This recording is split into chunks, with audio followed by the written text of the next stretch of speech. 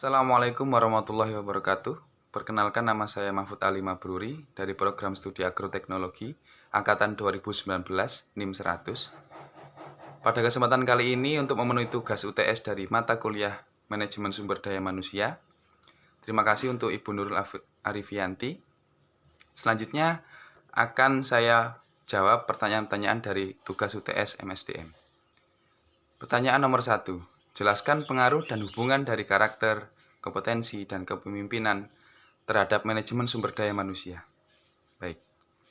Kepemimpinan berkaitan dengan beberapa elemen utama. Dalam setiap contoh organisasi apapun, kepemimpinan memegang peran yang penting, bahkan segala sesuatu akan bangkit dan jatuh dari kepemimpinan.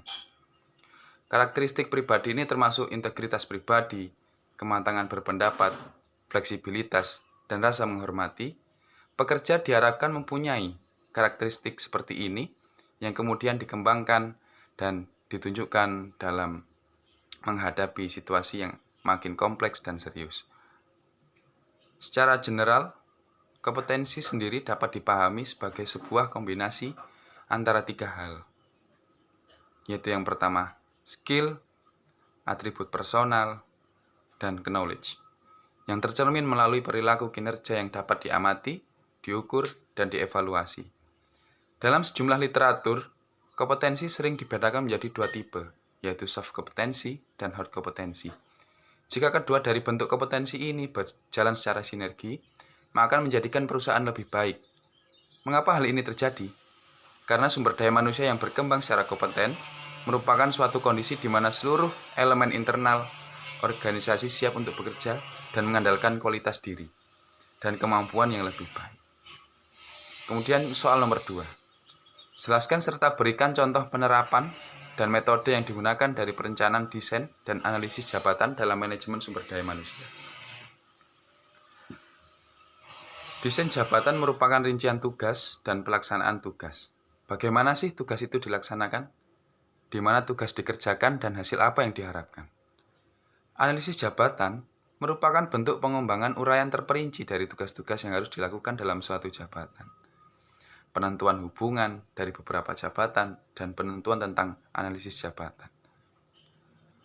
Pengetahuan, keterampilan, dan kemampuan-kemampuan yang lain yang diperlukan oleh karyawan.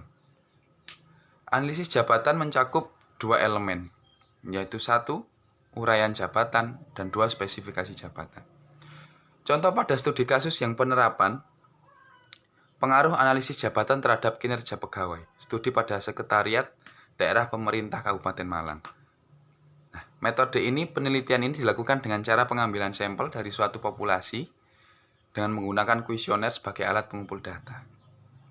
Nah, hasilnya, apabila pegawai memiliki jabatan yang jelas di suatu organisasi, maka akan memberikan kontribusi kerjanya secara positif dan didukung kondisi lingkungan kerja yang lebih baik, sehingga akan dapat mengemban tugas-tugas dan tanggung jawab secara maksimal. Kemudian nomor 3. Jelaskan tujuan dari rekrutmen, sebutkan dan jelaskan sumber internal dan eksternal dari rekrutmen, jelaskan keunggulan dan kelemahan dari sumber rekrutmen tersebut. Tujuan dari rekrutmen digunakan untuk memperoleh dan menyediakan sejumlah tenaga kerja ini memenuhi kualifikasi yang dibutuhkan atau belum. Dengan tersedianya calon tenaga kerja, selanjutnya adalah memilih dengan tenaga kerja yang sudah direkrut melalui proses seleksi. Sumber internal adalah karyawan yang mengisi lowongan kerja diambil dari dalam perusahaan. Jadi dari dalam perusahaan tersebut sendiri, dengan cara memutasikan atau memindahkan karyawan yang memenuhi spesifikasi pekerjaan jabatan itu. Pemindahan karyawan itu baik bersifat vertikal atau promosi maupun bersifat horizontal. Namun dari kedua sifat tersebut memiliki kebaikan dan kelemahan masing-masing. Contohnya, kebaikan dari sifat internal dulu.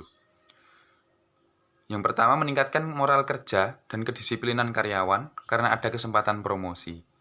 Yang kedua, perilaku dan loyalitas karyawan semakin besar terhadap perusahaan. Yang nomor 3, biaya perekrutan relatif kecil karena tidak perlu memasang iklan dimanapun. Dan yang keempat, kestabilan karyawan semakin baik. Namun kelemahan dari sumber internal ini ada kewibawaan karyawan yang dipromosikan itu kurang membuka kesempatan sistem kerja baru dalam perusahaan. Pada sumber eksternal, karyawan yang akan mengisi jabatan lowongan dilakukan perekrutan dari sumber-sumber tenaga kerja di luar perusahaan. Jadi, kantor penempatan kerja, lembaga-lembaga pendidikan, referensi karyawan atau rekan-rekan, dan serikat-serikat buruh ataupun media sosial. Adapun kebaikan dari sumber dari eksternal ini, yang pertama, kewibawaan pejabat relatif baik. Kemungkinan membawa sistem kerja yang baru lebih baik. Namun beberapa kelemahan juga terdapat di eksternal. Contohnya prestasi karyawan lama cenderung turun karena tidak ada kesempatan promosi atau karir jangka. Biaya perekrutan lebih besar karena iklan dan seleksi memakan biaya. Waktu perekrutan lebih relatif lama. Orientasi induksi harus dilakukan. Kemudian perilaku loyalitasnya belum diketahui. Jadi cukup sekian seperti itu jawaban UTS dari saya. Kurang lebihnya mohon maaf. Apabila lebihnya hanya datangnya dari Allah dan kekurangan dari saya sendiri. Cukup sekian, wabil taufik wal hidayah. Wassalamualaikum warahmatullahi wabarakatuh. Terima kasih.